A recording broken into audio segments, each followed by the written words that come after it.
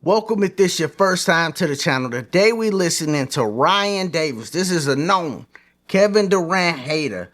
Literally make no sense in his logic for hating on Kevin Durant because he has LeBron James as his GOAT. We gonna listen to him. He on Gil's Arena talking. And Gil and Nick Young is there. They discussing this whole Kevin Durant hate thing with him. Let's check him out. Make sure you subscribe if this your first time here. Click the like button. That's how they push the video. Let's go.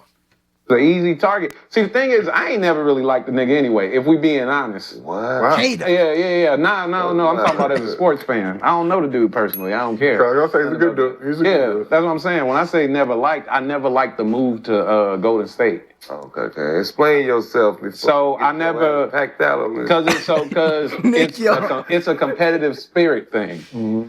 It's man, you can't beat me in Uno, and then I want to team up with you. In the way you lose, like you come down, you lose you're up 3-1, We're up 3-1, and then you lose that way.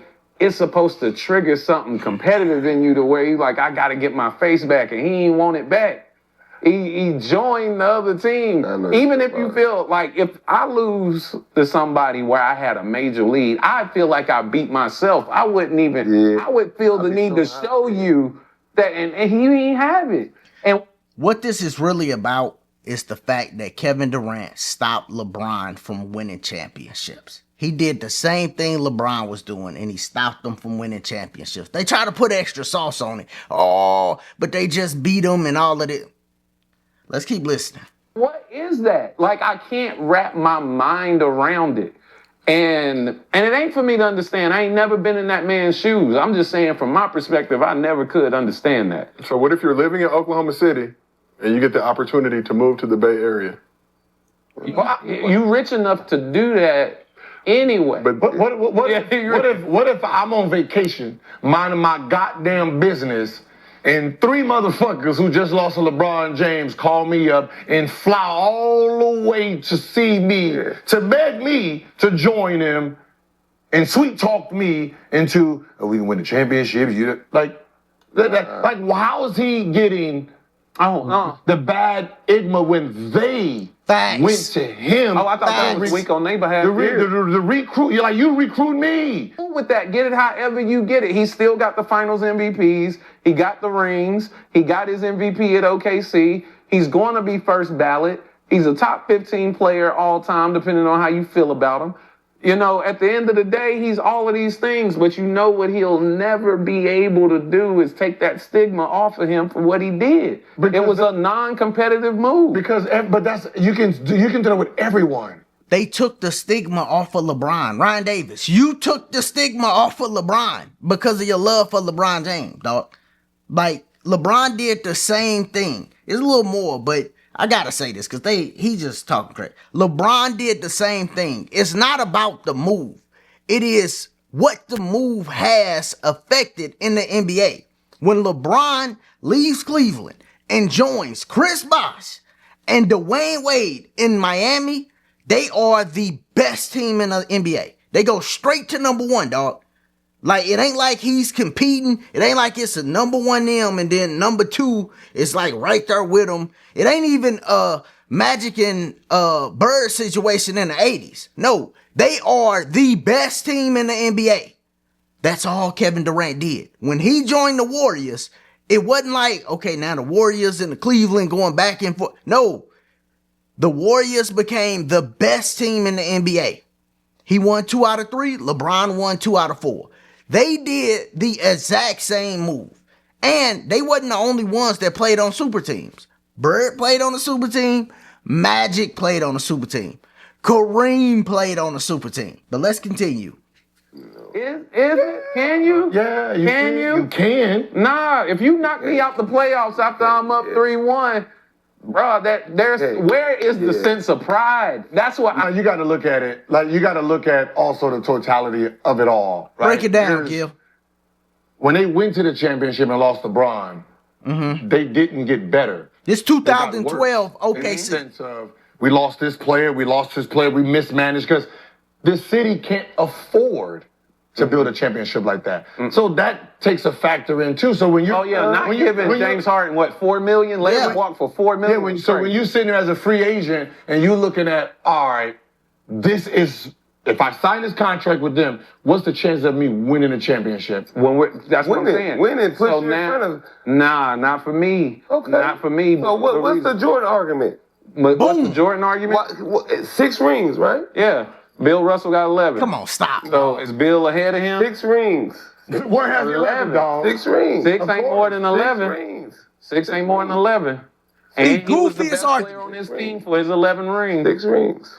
11. 6 rings. So I was Kobe fighting so I hard to get believe that your thing. ability, because we had the conversation. We had the conversation earlier about Kobe Bryant pulling that Lakers team up.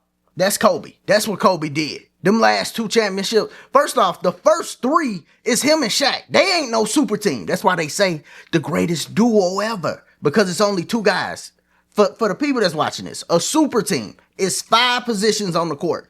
Whenever you have 3 of the 5 positions where you got all-stars or guys that carried franchises like Chris Bosh was in Toronto, D Wade in Miami, LeBron in Cleveland, and they come together, it's a super team. That's what make it a super team, because you have majority of the positions locked up. When you don't have that, they call you great duos.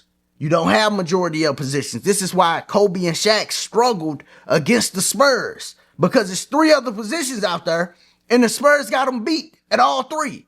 This is why they struggled against the Kings. You see what I'm saying? So it's a difference with Kobe altogether. They threw Kobe in there. And then Jordan. Jordan didn't stack the deck, dog. Those teams was great that was around Jordan, those players. Scottie Pippen was a great player. Dennis Rodman, I mean, great for what he did. He would average 2 points on the offense field, but great defense, great rebounding. Them wasn't teams that couldn't be beat. Utah could have beat them. Karl Malone and John Stockton could have beat them. Them wasn't teams that was just overpowering, but they had Jordan.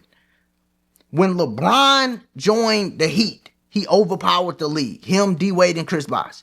When Kevin Durant overpowered the league when he went to the Warriors.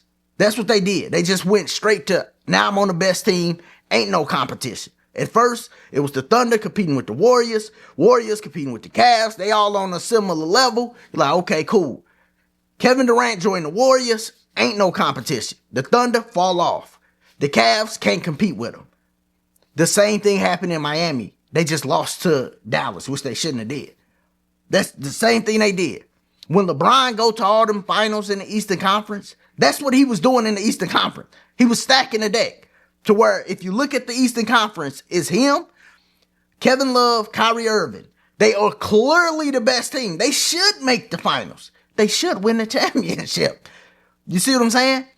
So it's not like, oh my God, he just did something that was just like, you didn't just see, but you erase it with LeBron. That's why Nick Young brought up the Jordan argument. And he brought up Bill Russell. Is Bill Russell even close to being as good as a player as Michael Jordan? No, that's a goofy argument. They was calling Mike the GOAT before he had 6, because it ain't just about the rings. It's his play. He don't have no weaknesses. 1992 Jordan don't have weaknesses on the court, dog. He could shoot the 3. He could do whatever. Mid-range, get to the rim. He's still the most athletic thing we've ever seen. That's why they call him the GOAT, bro. That's what it is. Now, it's like a undertone why Kevin Durant get a lot of hate. It's an undertone why Kobe get a lot of hate. First off, a lot of players like them more. You listen to Ant Edwards, he think Kevin Durant better than LeBron.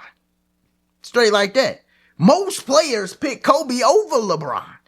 So because of that, people push them down on their rankings. They push them down consistently. That's what they do. The hate for KD is because not just he went to the Warriors. We didn't see Magic play on a super team his whole career. People don't hate Magic like that. He went to the Warriors. They bring up the fact that Steph recruited him. People don't hate Steph like that. It's the fact that KD stopped LeBron from winning championships. That's what they hate. That's really what it is, man. But the argument makes no sense because LeBron did the same thing. It ain't about him going to the Warriors and they just beat them. What happened was when he went to the Warriors, bam, they the number one team in the league. Same thing LeBron did with the Heat. Same thing he did with the Cavaliers the second stint. That's the same exact thing, all right? So if you go look at those teams, you will see that, oh, yeah, they just made their teams the best team in the league. You know, but this crazy. The hate for KD is crazy. Ryan Davis, you got to be stopped, dog. This is wild. But y'all let me know what y'all think about this in the comments. As always, if this is your first time here, make sure you sub to the channel. Check out the other content. Click that like button. That's how they push the video. Y'all be easy. Be safe.